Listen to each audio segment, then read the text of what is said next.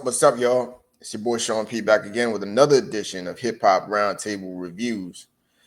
So I told y'all I was going to get to this album review. I've been meaning a while to get to this Dave East project that just came out a couple weeks back, Karma 4. But I also want to talk about Dave East overall in kind of like where does he fit in, New York hip hop, New York City hip hop, and among the New York City greats, if you will. You know what I mean? Because when you really chalk it up, Dave East really is the most consistent New York City MC of this era. Now, of course, I'm not going to put him in the Nas Jay Z category, the J or even the Jada Kiss or Busta Rhymes category or Styles P or LL Cool J. No, but over the last 10 years, the last decade, and I'm talking about the 2010s, 2020s, Dave East really has held it down for the East Coast, and he kind of gets underappreciated. He really gets underappreciated for the work he puts out because he really doesn't put out weak work like that. He puts out. He's got a strong catalog. He's got a solid catalog. So you want to we'll get to that. But anyway, let's pull up Dave East Karma 4, which we're gonna do what we do. We're gonna tell you what I like, what I didn't like, and we're gonna sum it up in the end. And we're gonna go through this album. So, what did I like off the top? I just love the storytelling aspect of it, the realism that he comes with. This was a traditional New York City storytelling, street life album. You know what I mean? Um, I like the just the street feel overall, the stories on here and what Dave East was really trying to tell, because I think Dave East has really molded himself as one of the best storytellers of his generation, and you could say possibly all time. I think that's his strong suit. I think I like the vibe. I like the energy of this album, even though there weren't that many bangers on here. There weren't that many, certified street bangers. And this was more of a mellow retrospective Dave East on this album, more so than some of the gritty hardcore elements that Dave East had, like of the Kari Chanel era, where he came out, mixtape Dave East when he first came in the game around 2014, 2015. So this was more of a more laid back type of storytelling album. So I like that aspect. I like the production on here overall. I think it was a very smooth sample type melodic production. And I did like the features on here as well. You know what I mean? I think the features didn't outshine Dave East, and they fit him well, especially the R&B joints.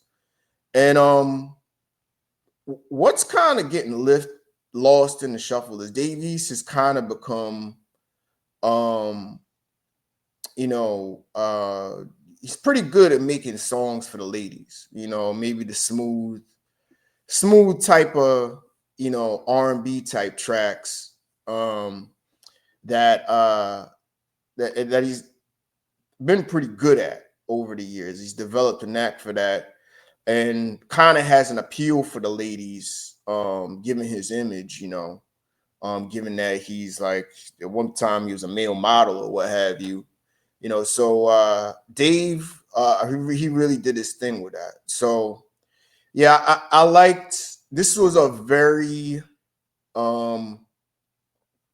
this is a well put together album. So before I get into what I didn't like about the album, let's talk about some of the tracks that stood out to me. I really like Bodega Trunks. Bodega Trunks. That's what I'm saying. I'm saying it right. Bodega Trunks.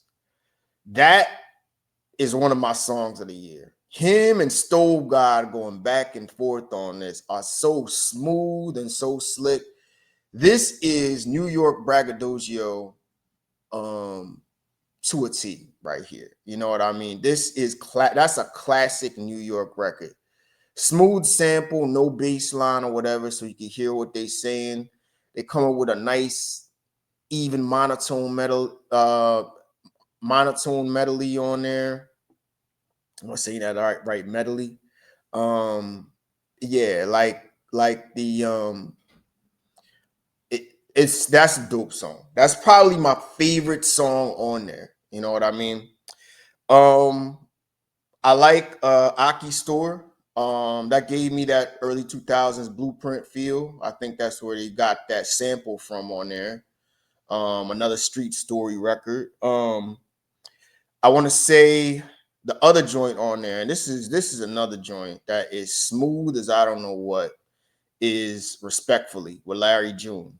Kind of reminds me of the joint that Larry June got with Freddie Gibbs over on Freddie Gibbs' album. The name escapes me right now, that song, but real smooth, laid back track on some real retrospective type of street energy type of stuff, like a retrospective story on there. And Larry June has become one of these guys that brings a vibe to a record. You know what I mean? He's one of the best vibe artists out there, and he really smooths out tracks. I mean, Larry June, I think, has become one of the most underrated artists of this era. He kind of reminds me of Currency in a way, but I think that's another smooth, melodic track. You know what I mean? And they go back and forth on there on a couple verses, real smooth track. And then what else was another one that I like? Running, featuring Church Calhoun, more of a street record, more of an up tempo type of street record. I say Desperation with Neef Bucks, another dope street joint that I like. Um, Shooter's Block with Harry Fraud doing the production on there. I fuck with that. Um, that reminds me, kind of brings back the energy of the album that Dave East and Harry Fraud had a few years back, which is one of Dave East's standout projects. That they had a couple years back. Matter of fact, we'll go back to that because since we're showcasing Dave East today. But the thing about it is I really like the dope street feel of this, and it's really like a smooth, um, really has a smooth, even keel feel to it. You know what I mean? That really brings out a street side, but you're entertained at the same time. You know what I mean? Hoffa, that's what it is. The Hoffa project that Dave East had a couple years back. I think that's one of Dave East's. That's a top 5, top 4 project for Dave East. You know what I mean? So anyway, back to where we were. Back to the track list. I like 12 Months. That's another joint that I mess with. Another smooth joint. Right here with Nipsey Hussle. And Nipsey's really not rapping on there, but I still think I like how they sample Nipsey's voice for the hook. And that's another, it's more up tempo on this one. But it's not, but still has a chill feel to it. You know what I mean?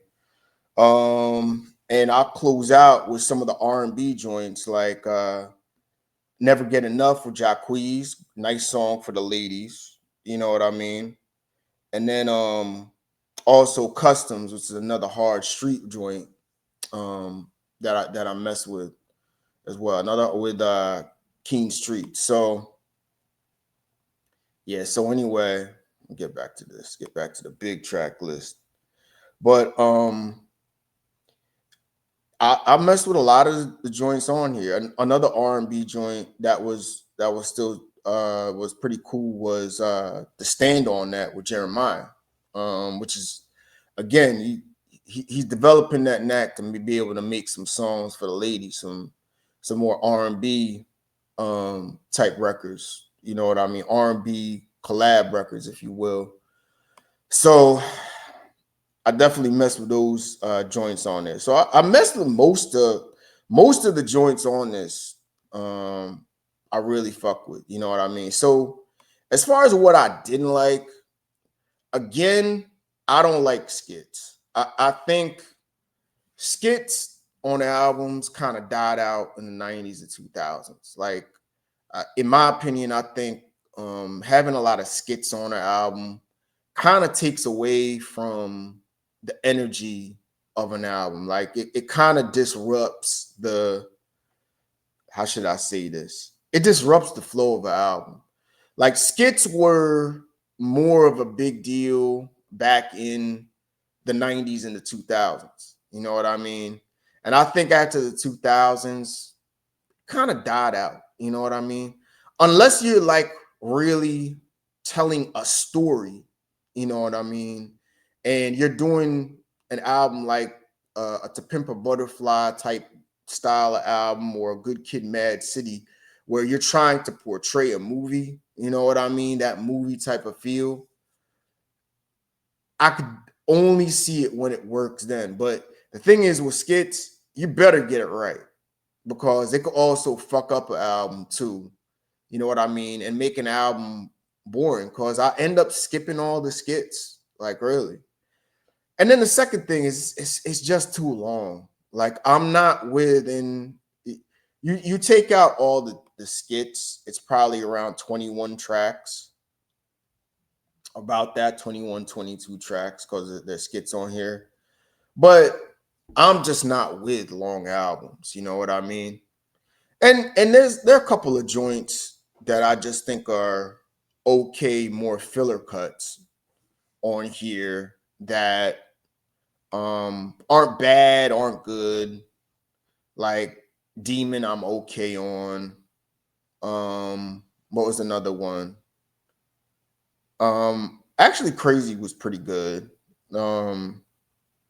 Was another joint. Bus Stop with Mozzie, I was kind of just or oh, another one that I messed with. I'm liking more of these songs more than anything is Numb Part 2 with Dave East and Rev. So okay, so let's get back to rating this album. So where we're at on this project. Let me get my bangers, my banners up. Okay, lyrics. Um, Great storytelling, introspective. I go with a solid 8 for lyrics. Jay Dave East didn't really wow you per se. But Dave East really isn't a high technical lyricist either. He's kind of just tell it how it is. He works more off visualization with some slick braggadocio in between. And I don't think he disappointed. I don't think he wowed you really either. It's still solid. So I would go, 7.5 to an 8. I'll go more with an 8 because I really like the story aspect of it. You saw his thoughts, what he was trying to portray vividly. So I go with a solid 8 lyrically. Production, I will go with about an 8.5. He's obviously had Harry Fraud. He's had some of these guys on here that he's worked with in the past. I think it didn't have many bangers on here, but it had a lot of entertaining beats that were easy on the ear. You know what I mean? Real smooth, melodic type of beats, more sample heavy, not a lot of 808 bass driven heavy beats. So um, if you don't want to get hyped, this is not your album, but still the production was good. I go 8 to 8.5 out of that. Flows of the Energy, I'd still go 8.5 on that one. I think Dave really brought out again, he was real good in his visualization of what he was trying to portray out of that, and he had the right braggadocio behind it, the right energy, the right tempo behind it. He wasn't hype, he wasn't too high, he wasn't too low. He was just right with his energy and his delivery. You know what I mean? The hooks was on point, his flows was on point. He had some switch ups, sped up his flow a couple times on track. So it's not just the same monotone flow over an entire album. So I think he did a nice job on there. I go with a solid 8 on that. And replay value, I would go about 8 again. At first, I was like, it took me a while to kind of really get a vibe of this album because it was so long. And I hate it when you have to, an album so long where you only have so many hours in the day with what you do. So you only have so many hours to listen to an album today. So in the end of the day, I'm like, all right, I gotta listen to like 6 songs here, 7 songs here. It's like I can't just go through a straight listen and just be done. Like I like my 15 cuts. I'm done in 45 minutes, and that's that. You know what I mean? Listen to it when you're on the treadmill, when you're working out, when lifting your weights or whatever, and you're done, right? But I would go with a replay value. And I see the replay value kind of growing a little bit because I'm liking this album a little bit more every time I listen to it. So I go replay value about 8 to 8.5 on that one. Features, none of the features was whack on here. And the features were pretty solid. Like I think the Stove God Cooks feature is gold. You know what I mean? Some of his guys that he brought on here, like Slim Calhoun, Mike Keys, King Street, some of these guys I don't know about. They brought it on the records. The R&B features were Rel and with what's his name, Jeremiah, and also the Larry June feature. He's not R&B, but Larry June's been gold on a lot of these features that he's been doing. I think is dope. So I would have to go with an 8.5 as far as the features are concerned. So he did a very nice job with that. So overall, where are we at? I'm going with an 8 to an 8.5. This is a definite top 10 album of this year. And it begs the question, which we're going to get to as where does Dave East stand really in New York City hip hop? And right now, you could make the strongest argument that out of the last 10 years, Dave East is the best New York City MC of the last decade. Of course, I know what you're going to say. You're going to say Nas and King's Disease and what Nas has done with the Hit Boy run. But that's Nas. Nas is GOAT tier, okay? We're talking about just this current era of 2010, 2020 MCs. We're talking about the leaders in the new school era, Kendrick, Drake, J. Cole, that era. And I mean, is it too much to say Dave East is low key really like the king of New York. I don't see many um bad spots or down spots in his catalog. He's tried to experiment with different styles. He's tried to adapt like a trap turn up style sometimes. Sometimes it didn't work out too well for him to do that, but he has diverse flows. He's great at storytelling. Um and he's consistent. He just brings solid product when he comes out. You know what I mean? I go down to, back to his catalog or what have you. It- I mean, another project that I'm really messing with is the fine dining with young Chris. He had Fine Dining come out this year, and he also had Final Call with Ransom, which was a dope record. I was a little bit underwhelmed about that, but it was still a good, solid project. You know what I mean? Here goes the Fine Dining joint with young Chris, which I don't know. I'm up in the air because I really like Fine Dining. They're both in my top 10. Fine Dining and Karma 4 are both in my top 10. And the Ransom Project, you know what? I'm probably going to go back and listen to Final Call again. You know what I mean? I'll go back and listen to Final Call.